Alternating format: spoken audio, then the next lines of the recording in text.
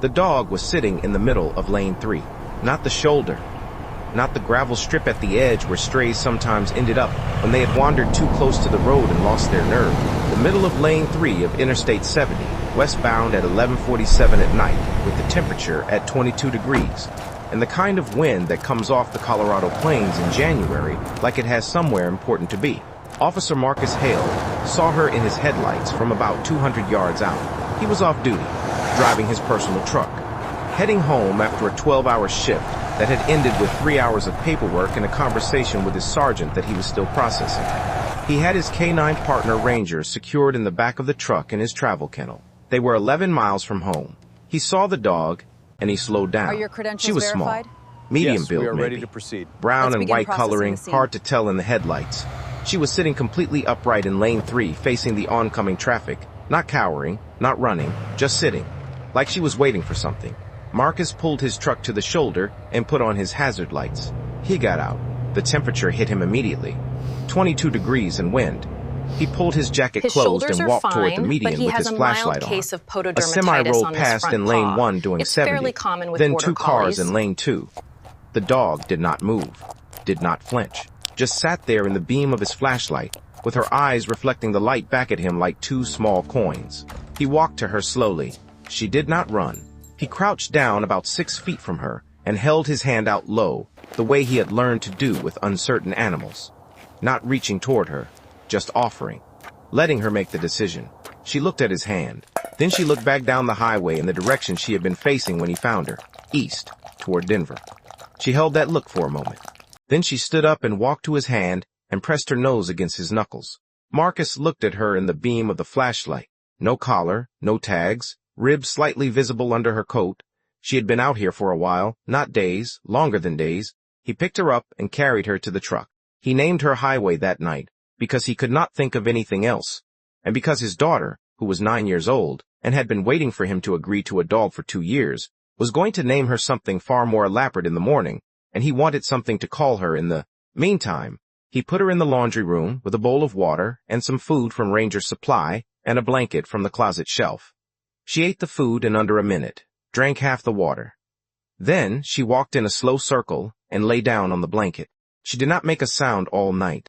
Marcus lay in bed and thought about her, about what she had been doing in lane 3 of Interstate 70 at 11:47 at night.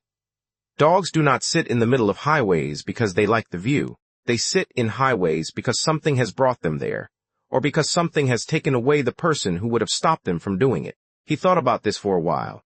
Then he went to sleep. The first morning she was in the house, Highway did something Marcus noted but did not think much about. She woke before he did. He heard her moving in the laundry room at 5:43 a.m. when his alarm was set for 6. When he opened the laundry room door, she was sitting by the exterior door that led to the backyard, not scratching at it, not whining, just sitting facing it with the particular focused stillness of a dog that wants to go somewhere specific and is waiting for the person with the door handle to catch up. He took her outside. She went to the east fence of the yard and pressed her nose to the fence line and sniffed in a slow, deliberate arc for about 2 minutes. Then she came back to him and sat down. Marcus watched her. She had the nose of a working dog. He had spent 11 years around working dogs, and he knew the difference between a dog following a general scent and a dog following a specific one. Highway was following something specific. He could see it in the way she moved, the precision of it, the economy of movement that came from training rather than instinct. This dog had been trained. He put that information in the back of his mind and went inside to make coffee. The second morning was the same. 5:43 a.m. Laundry room door, east fence. The slow, deliberate sniffing arc, 2 minutes. Then back to Marcus. Except this time she did not sit down after she came back to him. She stood and looked at him. Then she looked at the fence. Then she looked at him again. Marcus said, "Not yet." She sat down. He thought about it all day at work. He ran a search on the description through the department database. Brown and white female medium build, no collar, estimated 2 to 4 years old. 11 hits across the Denver metro area. None matching precisely. He put in a call to the 3 municipal shelters and the 2 largest rescue operations in the county. Nobody was missing a brown and white female medium build. He took her to the vet on the second afternoon. Dr. Patricia Okafor had been treating Ranger for 4 years. She examined Highway thoroughly and said what Marcus already suspected. She said this dog had been trained for scent work. She said the muscle development in her neck and shoulders was specific to a dog that had spent significant time with its nose to the ground. She said the pads on her feet showed a pattern of wear consistent with a dog that worked regularly on varied terrain, hard surfaces, soft surfaces, both. She said somebody trained this dog seriously, and somebody lost her, or somebody let her go. Marcus drove home with Highway in the passenger seat and thought about the difference between those two things. The third morning changed everything. 5:43 a.m. Except this time, Highway was not in the laundry room when Marcus opened the door. She had pushed the door open during the night. The latch had not caught properly. She was sitting at the front door of the house, facing east. Marcus stood in the hallway in his socks and looked at her. She looked back at him. He got dressed. Put Ranger in his travel kennel in the truck. Put Highway in the passenger seat and drove east on the road that ran from his house toward the edge of the Denver metro area where the city thinned out into the particular landscape of light industrial buildings and storage facilities and the underused infrastructure that accumulates at the edges of large cities. Highway sat in the passenger seat with her nose pressed to the gap at the top of the window the entire drive, not pointing randomly, tracking. Her nose moving in the specific pattern that Marcus had watched Ranger use 1,000 times when a scent was strong and getting stronger. He followed the direction she was facing. 2 miles. Then 3. Then a right turn onto a service road that ran behind a strip of storage facilities and a closed distribution center. Highway's body went rigid when he turned onto the surface road. Everything in her focused and locked the way a dog locks when it is crossed from searching into finding. Marcus slowed the truck. Highway pressed against the window. He stopped at a chain-link fence at the end of the service road. Beyond the fence, half hidden by a stand of scrubby winter trees, was a building. Not large. A single-story structure. Concrete block. No signage. Windows covered from inside. A single door on the near side with a padlocked exterior and a narrow strip of light visible at the bottom in the pale January morning. A light that meant someone was inside. Marcus sat in the truck and looked at the building and felt the particular quality of attention that 11 years in law enforcement put in your body when you are looking at something wrong. He called it in.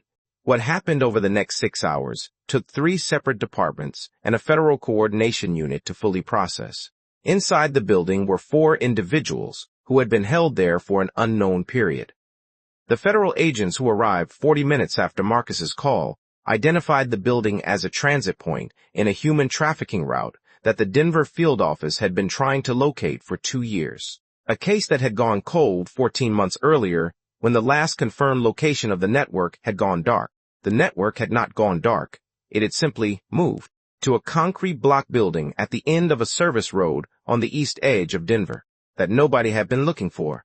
The case agent, a woman named Special Agent Delgado, stood in the parking lot of the storage facility at 2 in the afternoon and looked at Marcus across the hood of his truck with the particular expression of someone who needs to understand how something happened. She said, "Walk me through it." Marcus walked her through it. The highway, the laundry room, the east fence, 3 mornings, the drive. Delgado listened to all of it without interrupting. Then she looked at Highway sitting in the passenger seat of the truck. She said, "Where did you find her?" Marcus said, "Interstate 70 westbound. About 11 miles west of here." Delgado was quiet for a moment.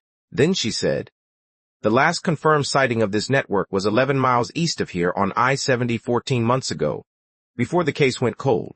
Marcus looked at Highway. Highway was looking east. Delgado said quietly, "She was not abandoned on that highway. She was released there when the network moved locations."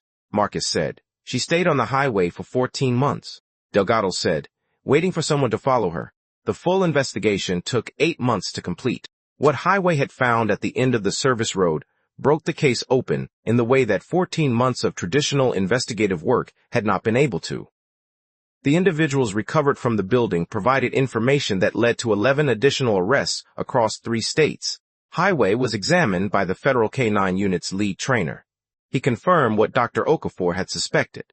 Highway was a trained scent dog, not law enforcement trained, privately trained, by someone who understood exactly what they were building. The theory that emerged from the investigation was not confirmed, but it was believed.